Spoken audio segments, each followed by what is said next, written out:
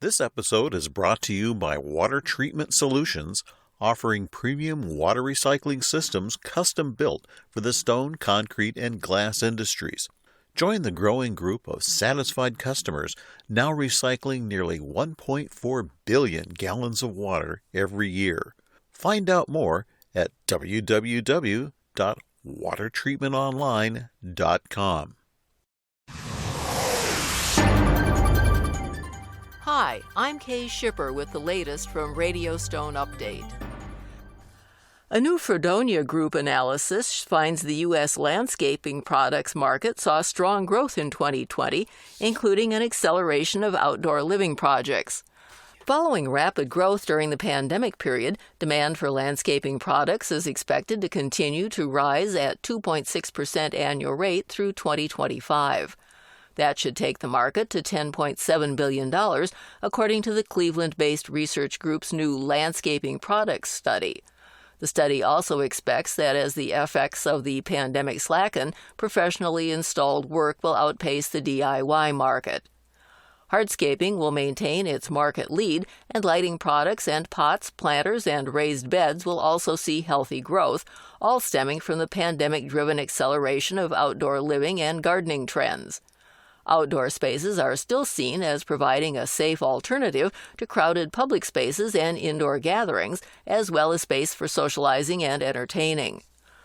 Homeowners invested in improving both the aesthetics and functionality of their outdoor spaces, adding hardscape to expand the amount of usable space, as well as adding decorative products like water features.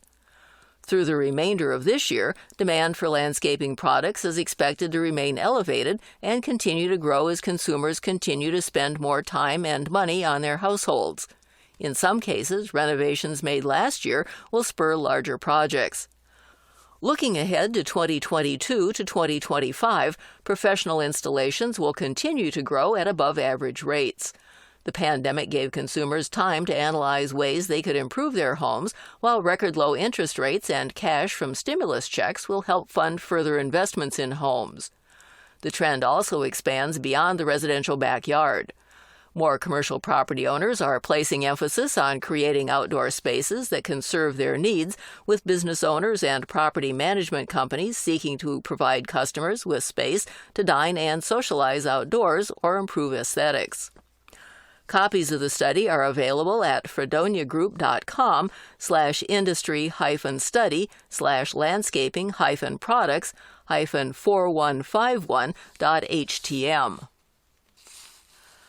Besides being a leading supplier of countertops, wall tile, flooring, and hardscape products, MS International, MSI, remains committed to its philanthropic activities during the COVID-19 pandemic by staying focused on others and giving back globally. In the United States alone, the Orange, California-based company distributed more than 6,000 Chromebooks and iPads to public school students in 18 school districts, senior citizens, and others to help them stay digitally connected.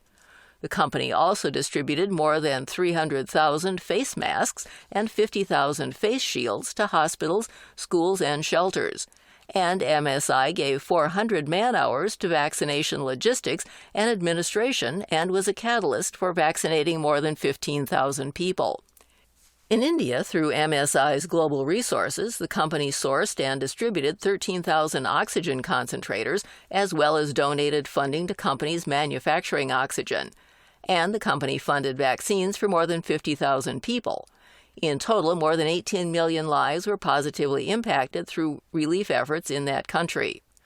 According to MSI President Raj Shah, the company and MSI Sarvamangala Family Trust donated and matched funds, raising more than $2.75 million toward COVID-19 relief efforts in the two countries, while working on both short-term and long-term strategies to reduce the oxygen crisis and step up India's health awareness and vaccination efforts. Says Shah, quote, "We are humbled to be part of such a crucial effort of bringing people together and helping frontline workers save lives," end quote. Ed Metcalf is the 2021 recipient of the National Tile Contractors Association, or NTCA, Joe A. Tarver Service to the Industry Award. Metcalf received the honor during a special awards presentation at Coverings last month. Until recently, Metcalf served as the North American president of Laticrete, where he supported the NTCA in numerous ways during the course of his 35-year career. Among other highlights, he served 2 terms as a manufacturer representative on the NTCA Board of Directors, while Laticrete played a leading role in supporting NTCA training and education initiatives. Metcalf became a special advisor for Laticrete North America in June. In receiving the award, Metcalf said, quote, "It is an honor to receive this recognition, as Joe Tarver was one of my idols in this industry when I began my career," end quote. Tarver served as NTCA Executive Director from 1972 to 2002, helping the association become known for its role in promoting the proper installation of ceramic tile.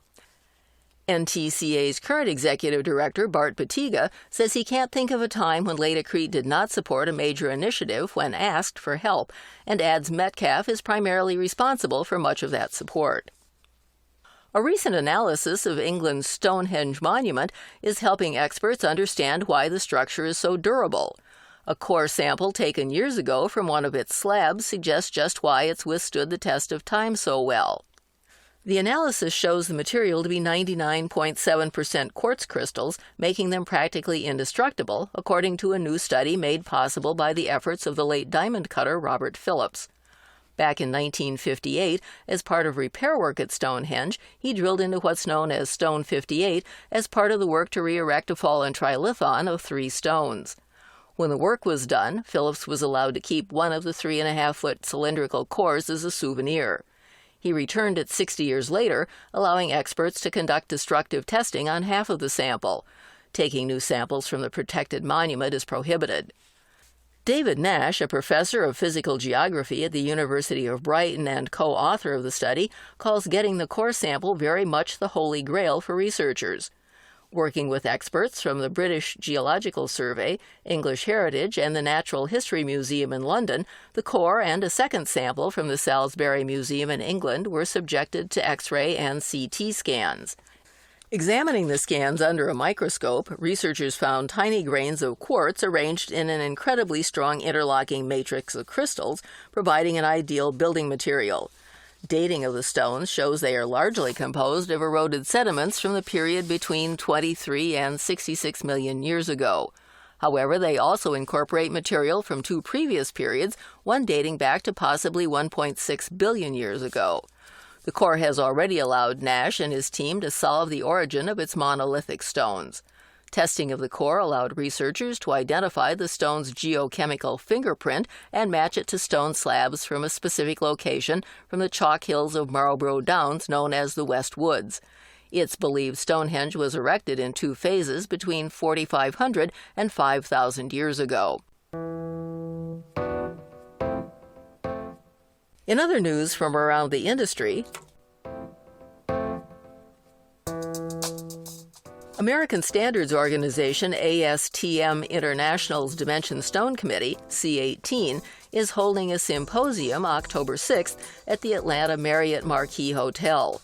The symposium will focus on dimension stone use in the built environment and is being held in conjunction with the October Standards Development meeting of the committee. Online pre-registration is open through September 29th by going to www.astm.org/C18SYMPREG. Additional information is available through the symposium co-chair, Charles Muehlbauer, at charles@naturalstoneinstitute.org. Natural Stone Institute Board President Michael Pico and CEM Jim Heeb will participate in a virtual session prior to the Big 5 International Building and Construction Show scheduled for September 12th through 15th in Dubai. The session, entitled Advocating for Natural Stone and Global Initiatives in North America, a perspective from the Natural Stone Institute, will discuss the North American marketplace and several key initiatives important to the global stone community. Middle East Stone is the region's only dedicated event for the natural stone industry. For information on the Big 5 show, go to www.middleeaststone.com.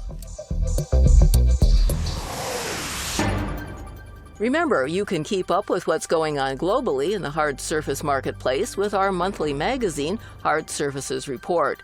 And for notes and a complete transcript of this episode, go to radiostoneupdate.com.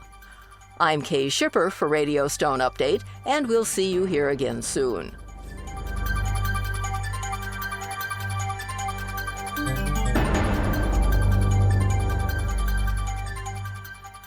This episode was brought to you by Water Treatment Solutions, offering premium water recycling systems custom built for the stone, concrete, and glass industries. Join the growing group of satisfied customers now recycling nearly 1.4 billion gallons of water every year.